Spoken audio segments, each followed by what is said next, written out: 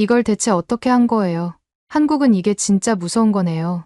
여기는 한국의 한강. 프랑스에서 온 한 여성이 한국인 남성에게 한강 수질 관리 비법에 대해 설명을 듣고 있습니다. 잠시 후 한강에 대한 설명이 끝나고 남성이 한강보다 더 대단한 게 있다는 사실을 알려주자 이 여성은 놀라서 입을 다물지 못하는 모습인데요. 대체 한강보다 더 대단한 게 뭐였는지, 그리고 한국의 어떤 점이 무섭다고 말한 건지 함께 알아보러 가실까요? 잠깐 1초 만에 누를 수 있는 좋아요 버튼만 눌러주시면 영상 제작에 큰 힘이 됩니다. 안녕하세요. 저는 프랑스에서 환경단체의 직원으로 일하고 있는 엘리너라고 합니다.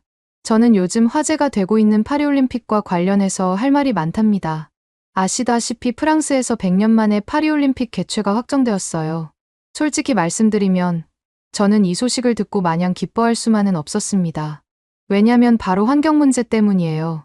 올림픽을 개최할 때마다 평균 350만 톤의 탄소가 배출된다는 사실을 알고 계셨나요? 환경단체에서 일하는 저로서는 이 점이 정말 걱정되더라고요. 하지만 이번 파리올림픽은 다른 나라에 비해서 조금 다르다고 했어요. 저탄소와 친환경을 모토로 올림픽을 개최한다고 하더라고요. 그래서 저는 이번엔 파리올림픽이 다른 올림픽에 비해 어떻게 진행될지에 대해 한번 지켜보기로 했답니다. 말로만 친환경이랍시고 실제로는 보여주기식으로 별 효과 없이 진행하거나 오히려 환경을 파괴시키기까지 하는 경우를 한두 번 본 게 아니었거든요. 사실 올림픽 같은 대형 이벤트의 가장 큰 문제는 전 세계에서 올림픽 팬들이 비행기를 타고 모여든다는 거예요. 놀랍게도 월드컵이나 올림픽에서 발생하는 탄소 배출량의 약 70%가 국가 간 비행에서 나온다는 연구 결과도 있더군요. 거기에 축제에서 제공되는 음식 소비와 뒤처리, 그리고 관람객들의 좋은 경험을 위해 사용되는 각종 일회용품들까지 이 모든 게 탄소 배출의 주범입니다. 제 개인적인 생각으로는 그렇게 저탄소와 친환경을 따질 거면 차라리 올림픽을 아예 안 하는 게 탄소 배출을 최소화하는 방법이라고 봅니다. 하지만 4년마다 열리는 세계적인 축제인 만큼 현실적으로 완전히 없앨 순 없다는 걸 잘 알고 있어요. 그래도 올림픽 주최 측에서 발표한 이번 파리올림픽의 목표 탄소 배출량이 150만 톤이라고 하니 어떻게 달성할지 궁금하긴 하더라고요. 워낙 파리시장이랑 대통령 쪽에서 호언장담을 하고 있었으니까요. 올림픽 준비 과정을 훑어보는데 걱정되는 점이 하나 있더군요. 이번 파리올림픽은 올림픽 대회 사상 최초로 개회식을 경기장 밖에서 열고 심지어 센강에서 수영 경기를 한다는 거 아니겠어요? 이 소식을 듣자마자 도저히 걱정이 안 될 수가 없더라고요. 왜냐하면 센강의 수질이 얼마나 안 좋은지 누구보다도 잘 알고 있거든요. 솔직히 단기간에 돈을 쏟아부어 손을 쓴다고 해서 수질이 복구되기엔 힘든 수준이라는 걸 센강 관련해서 조금만 조사해보면 누구나 알 수 있는 수준인데 왜 이렇게까지 무모한 도전을 하는 건지 이해가 되지 않더라고요.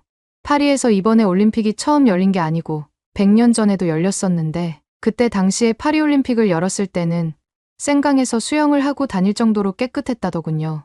하지만 그 이후로 산업화가 진행되면서 센강의 수질은 계속 나빠지게 되었죠.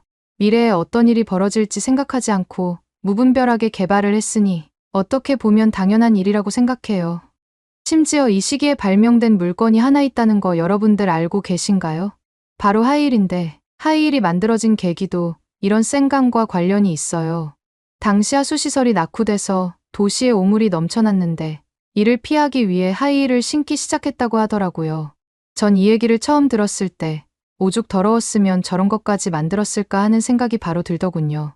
아마 프랑스가 낭만의 대명사인 만큼 센강의 수질을 복구해서 100년 전 아름다움을 전 세계에 보여주고 싶은 마음에서 이런 프로젝트를 추진하는 것 같아요.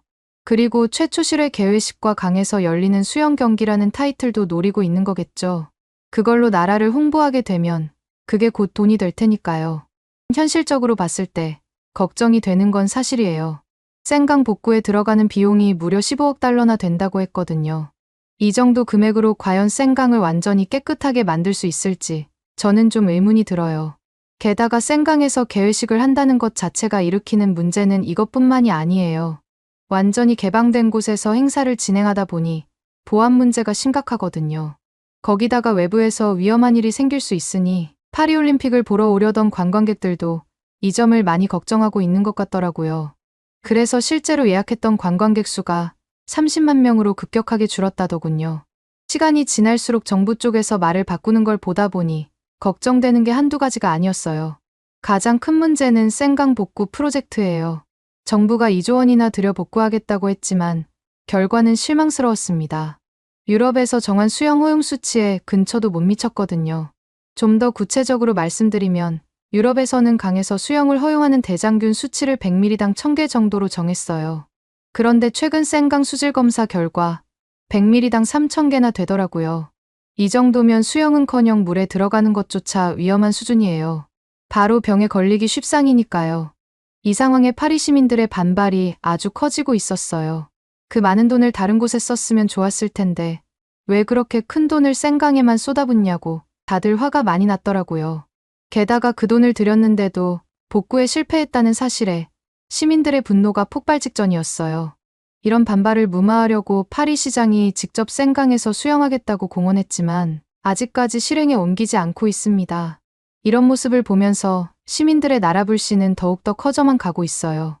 그러다 보니 이제는 시민들이 극단적인 행동을 준비하고 있더라고요. 파리 시장이 수영한다고 하면 그날 맞춰서 생강에 똥을 싸겠다고 했어요. 물론 화가 난 마음은 이해는 가지만 그래도 조금이나마 개선된 수질을 저런 식으로 다시 악화시키는 건 아닌 것 같다는 생각이 들더군요. 이 상황을 보는데 해결될 수 없는 걸 계속 붙잡고 있으려니 정말 머리가 지끈거리더라고요. 사실 생강에서의 개회식과 수영 경기를 강행하지 않았다면 이런 일이 애초에 벌어지지도 않았을 텐데 말이에요. 생강에서 경기를 진행하겠다고 결정할 당시만 해도 시민들의 반발이 이 정도까지 커질 줄은 아무도 예상하지 못했을 거예요. 이 상황을 어떻게 해결해야 할지 정말 답답하기만 합니다. 또한 선수촌 문제도 만만치 않았습니다. 저탄소와 친환경을 내세우며 에어컨 대신 생강 지하수로 냉각하는 기술을 도입한다고 하더라고요. 하지만 그 기술을 도입하는 과정에서 발생하는 환경 파괴는 왜 고려하지 않는 걸까요? 저탄소라는 말만 앞세우고 실제로는 환경에 해를 끼치고 있는 건지 정말 이해가 되지 않았죠. 게다가 탄소 배출 예산과 평가 방법에 대한 명확한 정보도 공개되지 않고 있습니다. 이런 상황에서 올림픽 주최 측이 목표라고 말하는 것들을 믿을 수 있을까요? 특히 운송이나 건설 쪽에서는 실질적으로 탄소 배출을 줄이는 게 굉장히 어렵거든요. 이런 게 조금만 신경 쓴다고 뚝딱하고 바로 해결됐으면 아마 환경 파괴가 이렇게까지 진행되지 않았을 거라고 확신해요. 그런데 올림픽을 개최하는 사람들은 이런 걸 전혀 모르는 느낌이더라고요. 선수촌에 도입하는 지하수 냉각 시스템도 문제가 있다고 생각해요. 시도가 좋아 보이고 굉장히 참신한 아이디어 같지만 실제로는 온도를 6도 정도밖에 낮추지 못한다고 하거든요. 이게 과연 선수들에게 얼마나 큰 의미가 있을까요? 최근 파리는 폭염으로 큰 문제를 겪고 있거든요. 작년에는 기온이 43도까지 올라가 많은 사람들이 더위로 고생했어요. 이번 올림픽 때도 평균 기온이 33도를 넘을 거라고 예상되는데 6도를 낮춘다고 해서 선수들이 제대로 된 컨디션으로 경기에 참여할 수 있을지는 의문이었습니다. 사실 파리 측에서 정말로 저탄소를 실현하고 싶었다면 올림픽에 대한 근본적인 변화를 줬어야 했다고 봅니다. 예를 들어 올림픽 대회의 규모를 축소하거나 여러 도시에서 분산해서 올림픽을 개최하는 방안들도 있거든요. 이런 거라도 생각했으면 참 좋았을 텐데 아쉬울 따름이랍니다. 거기다가 환경에 부정적인 영향을 미치는 스폰서들도 꽤 많거든요. 이런 스폰서들과의 협력하는 것도 더 이상 그만하고 반대로 친환경적인 기업과의 손을 잡아서 협력하는 걸 늘리는 방안도 있어요. 이런 방법들이 있으면 올림픽 주최 측에 말을 해야 하는 거 아니냐고 생각하시는 분들도 계시겠지만 저희가 이런 제안을 하지 않은 건 아니에요. 실제로 정부 측에 여러 번 제안했지만 저희 의견은 그냥 묵살되어 버리더군요. 위쪽까지 전달되지도 않았더라고요. 솔직히 한두 번 실망한 게 아니긴 하지만 저도 사람이다 보니 힘이 쭉 빠지더군요. 그리고 파리올림픽으로 인해 대중교통 운행 횟수까지 늘린다고 하는데 이게 과연 저탄소가 맞나 싶더라고요. 오히려 더 많은 탄소를 배출하게 되는 것 아닐까 하는 생각이 들더군요. 실질적으로 환경을 아끼는 게 아니라 그저 표면적으로만 친환경적인 모습을 보이는 것 같아서 안타까웠습니다. 이런 모든 상황을 종합해보면 이번 파리올림픽이 진정한 의미의 친환경 올림픽이 아니라 그저 친환경 이미지로 경제적 이익을 보려는 그린워싱은 아닐까 하는 생각이 들었습니다. 올림픽을 통해서 이미지를 개선시키고 이익을 보려는 나라는 지금까지 정말 많았거든요. 이게 문제는 친환경은 허울뿐이고 실제로 환경에는 전혀 도움이 안 된다는 게 문제입니다. 너무 답답한 나머지 용기를 내어 시청 측에 문제를 제기했어요.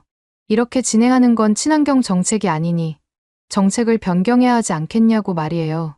처음에 시청 직원은 저를 빤히 쳐다보더니 확인해보겠다고 하더라고요.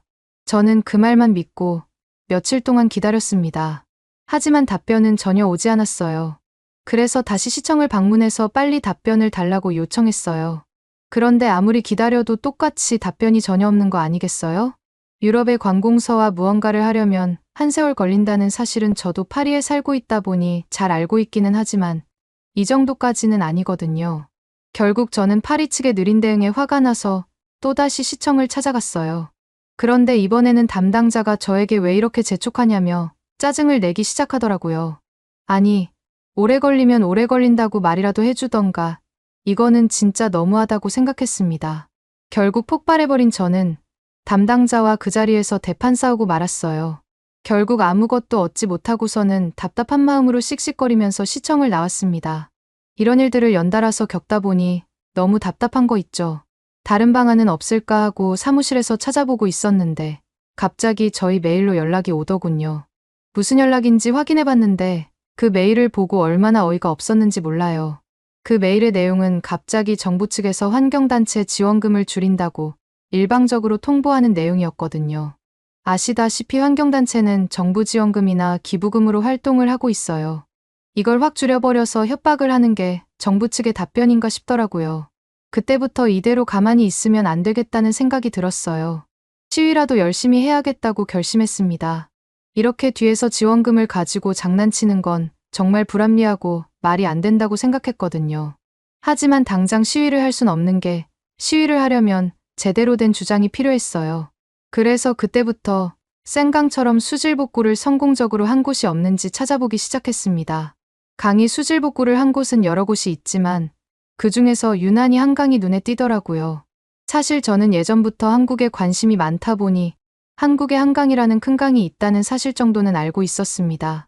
왜냐하면 한국 드라마나 영화를 보면 한강에서 라면을 끓여 먹는 장면이 꽤 많이 나왔었거든요. 이번 파리올림픽 때문에 프랑스 언론도 한국으로 많이 취재를 가고 있다고 들어서 그런지 저는 한강이 센강과 비교했을 때 얼마나 대단한지 자세히 조사해보기로 했어요. 그런데 조사를 하다 보니 한강도 센강처럼 예전에 수질이 굉장히 심각했던 시기가 있었더라고요. 이거다 싶어서 저는 바로 팀원들에게 한강에 대해 같이 조사해보는 게 어떻겠냐고 제안했습니다. 다행히 팀원들도 제 의견에 동의해줬어요.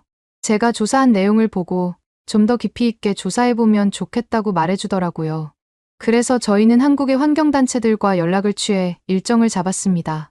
한국에 가서 직접 만나 인터뷰를 해봐야 되겠다고 생각했어요. 다행히 저희 단체 안에는 한국을 좋아하는 사람들이 꽤 많아 한국어를 할 줄 아는 사람들이 많거든요. 그 중에서 이번에 한국행을 함께 할 수 있는 팀원과 함께 한국으로 가는 비행기에 올랐답니다. 제발 이번에 한국에 가는 게 의미가 있었으면 좋겠다는 생각이 들더군요. 그렇게 여러 가지 생각을 하면서 한국에 도착했는데 인천공항의 빠른 입국 수속 시스템 덕분에 공항 밖으로 약속 시간보다 더 일찍 나갈 수 있었어요. 그런데 놀랍게도 한국환경단체에서 지원을 나온 김지훈 씨는 저희가 도착했을 때보다 먼저 나와서 저희를 기다리고 계시더군요. 거기다가 정말 반갑게 인사해 주시면서 한국에 온 걸 환영한다고 말씀해 주시는데 그걸 보면서 한국 오기를 정말 잘했다 생각이 바로 들었답니다. 지훈 씨가 미리 준비해 온 차량을 타고 한강으로 이동하면서 서로 소개를 했어요. 그렇게 소개가 끝나고 나서 저는 한강에 대해 너무 궁금해서 지훈 씨에게 이것저것 여쭤봤답니다. 우선 한강에서 100ml 정도의 물을 검사하면 대장균 수치가 어느 정도 나오는지 물어봤어요. 지훈 씨는 약 30개 정도밖에 나오지 않는다고 하시면서 지금 한강은 정말 깨끗하다고 설명해 주셨어요. 한강의 대장균 수치가 센강보다 100분의 1밖에 안 된다는 사실을 알게 된 저는 정말 충격을 받았어요.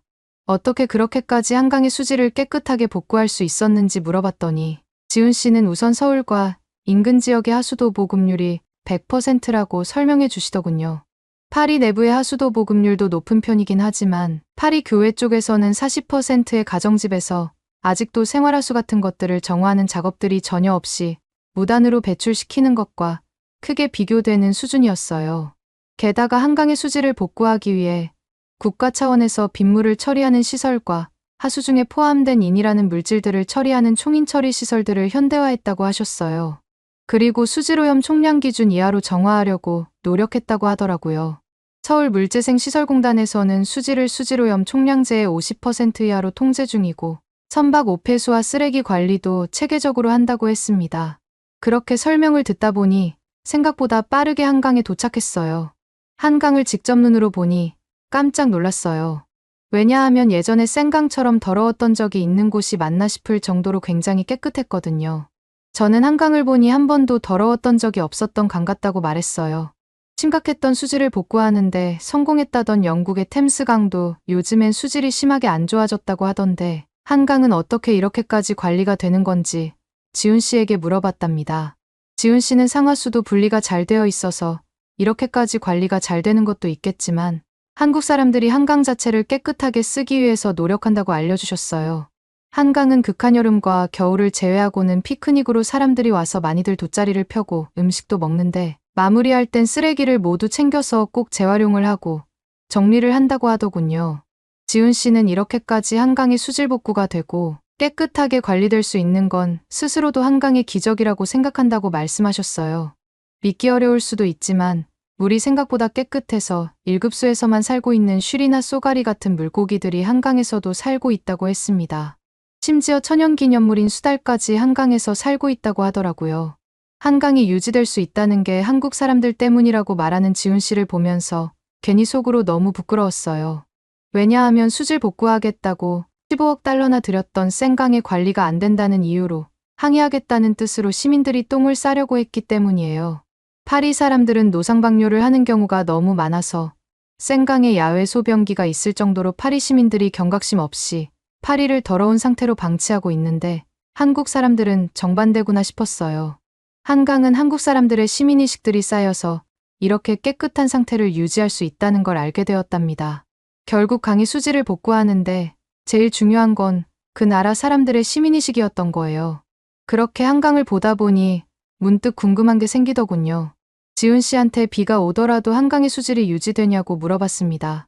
지훈 씨가 설명해 주시길 한국은 비가 와도 수질을 유지할 수 있는 시설들이 이미 다 도입되어 있는 상태라서 비가 오든 안 오든 상관없이 이 정도의 수질은 계속 유지될 거라고 하더라고요. 센강 같은 경우는 비가 오면 안 올 때와 비교했을 때 12배 정도나 물이 탁해지는데 한국은 날씨와 상관없다는 게 정말 신기했어요. 한강을 보면서 감탄하던 저를 보면서 지훈 씨가 한국에는 한강뿐만 아니라 수질 상태가 훨씬 더 심각했지만 한국 사람들이 다 같이 힘을 모아 굉장히 노력해서 환경을 보호했던 또 다른 사례가 있다고 말해줬어요. 사실 한강 수질을 복구한 것도 대단하다고 생각하는데 이것보다 더 심각했던 수질 문제를 극복한 사례가 있다고 해서 믿을 수가 없었어요. 그래서 그 사례에 대해서 좀 더 자세히 알려줄 수 있냐고 물어봤습니다. 지훈 씨는 혹시 태안기름 유출 사고라고 들어본 적이 있는지 모르겠는데 2007년도쯤에 태안바다에서 기름이 유출된 사건이 있다고 말을 했어요. 지훈 씨가 말씀해주니 이전에 한번 들어본 적이 있는 게 생각나더라고요. 제가 관심 있어 하자 지훈 씨는 혹시 원하신다면 그쪽 환경단체와 연결시켜 드릴지 물어봤고 저는 너무 좋다고 얘기를 했어요. 그렇게 지훈 씨와의 일정을 마무리하고 돌아가려던 찰나 팀원 중 한 명이 한강하면 라면이라고 하던데 라면 한 번 먹고 숙소로 돌아가면 안 되냐고 물어보더군요. 옆에 있던 지훈 씨는 그걸 보면서 한강까지 오셨는데 한강라면을 안 먹어보고 가시면 서운할 거라고 가볍게 드시고 가는 게 어떻냐고 제안하시더라고요. 팀원들은 그때부터 눈이 반짝이기 시작했고 다 같이 편의점으로 이동해서 각자 먹고 싶은 라면을 고르기 시작했어요. 팀원들 중 매운 걸 잘 먹는 분이 있었는데 그분은 불닭볶음면을 골랐고 저는 매운 걸 그렇게 잘 먹는 편이 아니라서 신라면을 골랐습니다. 이 라면을 어떻게 끓여 먹어야 하나 고민하던 제 눈빛을 본 지훈 씨는 편의점 밖에 라면을 끓여주는 기계가 있으니 함께 나가보자고 했어요. 지훈 씨는 팀원들이 구매한 것들을 한 군데로 모아 은색으로 만들어진 얇은 그릇 안에 라면을 뜯어서 넣어줬고 버튼 하나만 눌렀어요. 그러자 기계에서 물이 나오면서 갑자기 라면이 보글보글 끓기 시작하더라고요. 저와 팀원들은 라면을 한 입씩 먹고 너무 쫄깃쫄깃하고 맛있어서 깜짝 놀랐어요. 팀원들 중 한 명은 이 기계를 프랑스에 가져가고 싶을 정도라며 프랑스에서도 저런 기계를 만들면 안 되냐고 졸라댔고 다른 팀원 중 한 명은 프랑스로 돌아가기 전에 캐리어에 라면만 가득 채워서 갈 거라고 말을 하는 거 있죠.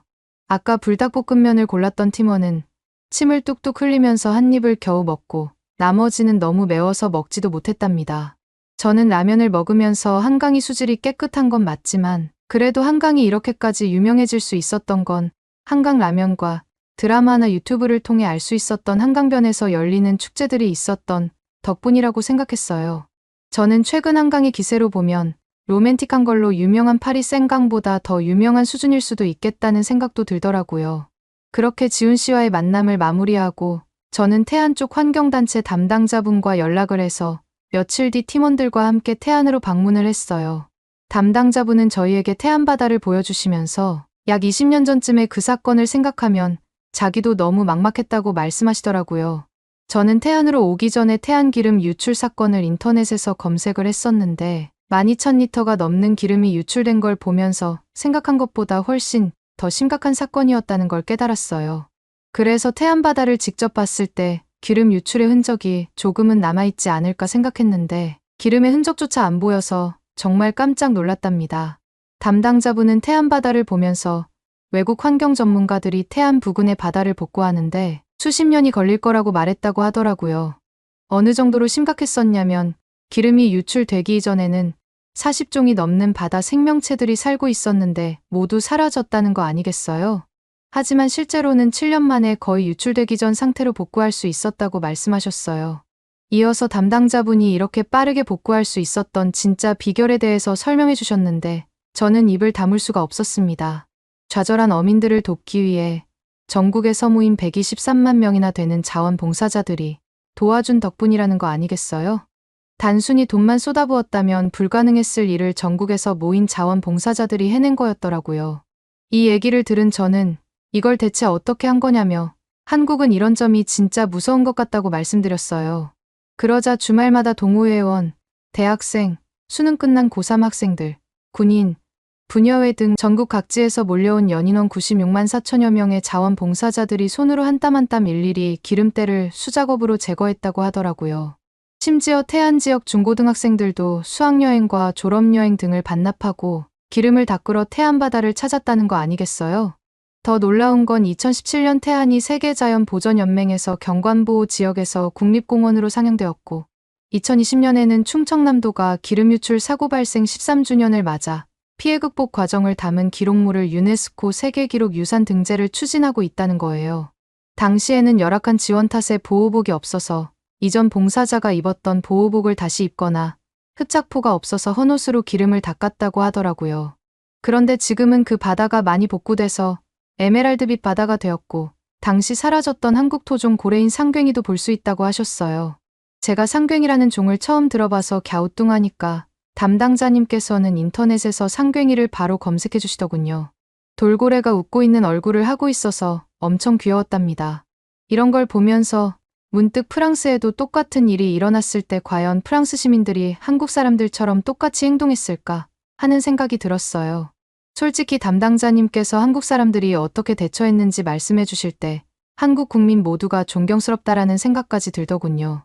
한국을 보면서 IT 성장세나 기술들을 많이 배워야 된다고도 생각하지만 가장 시급하게 배워야 할 건 기술들이 아니라 이런 시민의식이 아닐까 하는 생각이 들었어요. 한국에서 깨달은 점들을 정리해서 프랑스로 돌아왔는데 놀랍게도 파리올림픽에 대해 반대하는 파리 시민들이 한국을 가기 전보다 훨씬 더 많이 늘어난 걸 확인할 수 있었어요.